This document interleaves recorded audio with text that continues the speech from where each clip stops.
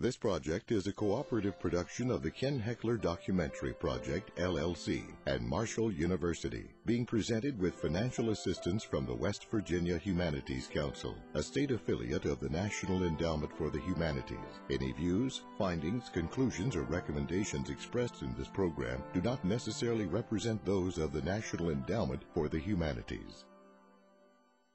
Your great movement has many heroes. The greatest heroes are you, the coal miners. You've taken the future, your future in your hands, and you've proclaimed, no longer are we going to live and work and die like animals. We're free men. Mark me down as one of Ken Heckler's big fans.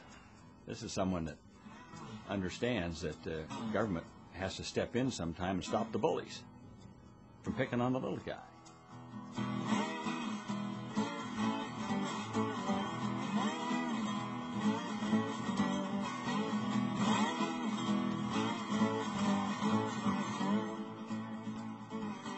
Presented the Harry S. Truman Award for Public Service in 2002, Ken Heckler spent a lifetime establishing a formidable reputation through his efforts on behalf of ordinary people. His passionate pursuit of justice sprang from his experience as a political science professor and combat historian, as a researcher for Presidents Franklin Roosevelt and Harry Truman, and as a U.S. Congressman and West Virginia Secretary of State. The philosophies, decisions, and events shaping Ken Heckler's life offer a detailed study in character and the merits and challenges of politics and public service. To me, it takes a very special kind of a talent to be the type of a servant that Dr. Heckler has been. To do anything else in the way of an occupation other than working with people, I just don't think you'd be successful.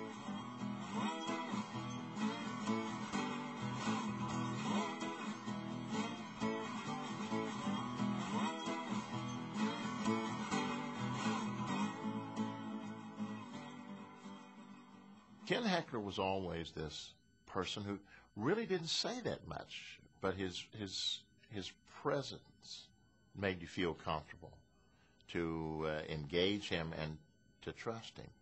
He looks at you and kind of looks at you, and he nods a little, listens to you.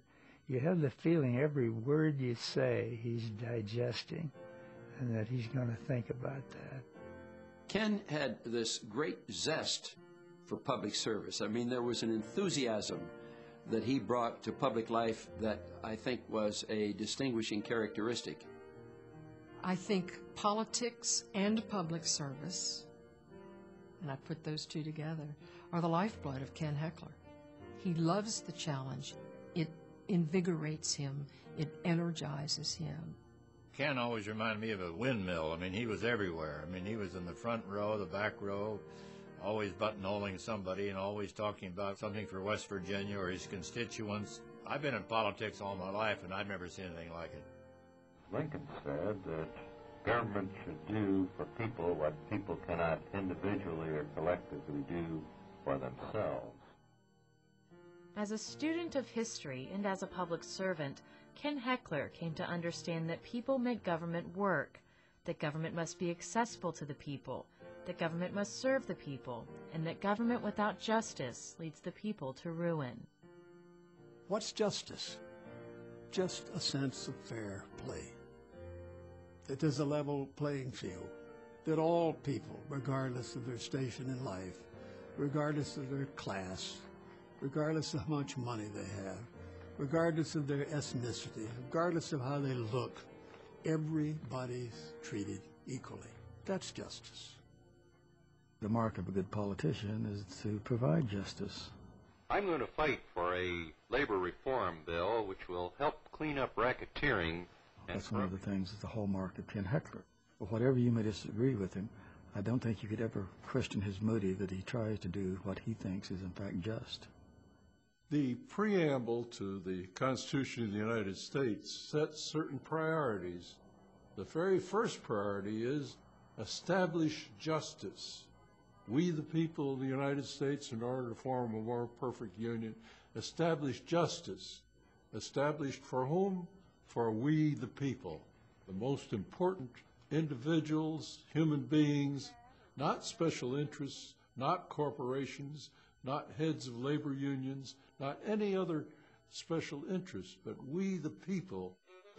Central to the story of Ken Heckler are individuals in government, in politics, acting on behalf of the people they represent. Politics is a noble profession. To go into politics is to enter one of the most important human endeavors. It's hard work, it's challenging, but it can also be enormously gratifying. If you know what you're doing and you're effective at it, you can make positive things happen that otherwise would not happen.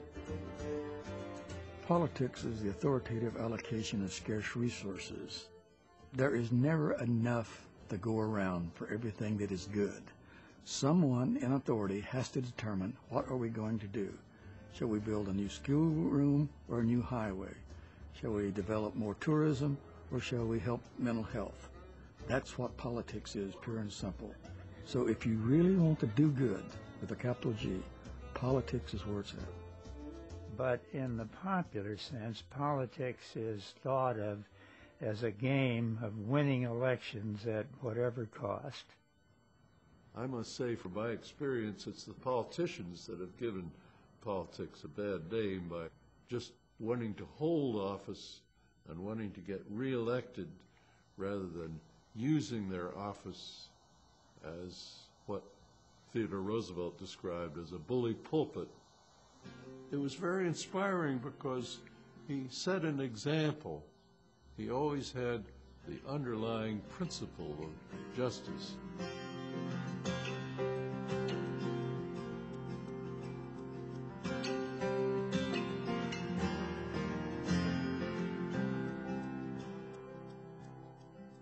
Ken Heckler's pursuit of justice is rooted in progressivism. Driven most notably by Theodore Roosevelt, the movement tackled social and economic woes arising during the Industrial Revolution. Progressives were driven by a true sense of social justice for the poor, let's say, or the dispossessed on the one hand, and seeing their self-interest served by rectifying that injustice, and also seeing their self-interest served by a continuation of capitalism. Our aim is to promote prosperity and then to see that prosperity is passed around, that there is a proper division of prosperity. Demanding increased wages and a shorter workday, anthracite coal miners in Pennsylvania went on strike in 1902. The strike provided President Theodore Roosevelt an unprecedented opportunity to put his progressive ideals to work for the nation. Up until this time, anytime there was a labor conflict, particularly after the Civil War, the federal government, to the extent that it did intervene, tended to intervene when the strikers were winning in order to beat them and use their authority to help out the business or the corporate side of the equation. Everybody expected, well, this is going to be just one of the same old things. They'll give the coal operators what they want and grind labor under the heels. And Roosevelt surprised everybody by making sure that equity and justice prevailed. Which worked largely to the benefit, at least temporarily, on certain bread and butter issues for the workers at the expense of the operators. Roosevelt saw this partly as a national well-being issue because he was afraid stockpiles of anthracite coal were going to run out as winter approached, and he thought this would undermine the health and well-being of the people and the health and well-being of the economy. A sound recording made 10 years later captured the essence of Theodore Roosevelt's commitment to social and industrial justice. As a people, we cannot afford to let any group of citizens or any individual citizen live or labor under conditions which are injurious to the common welfare. Industry, therefore, must submit to such public regulation as will make it a means of life and health, not of death or inefficiency.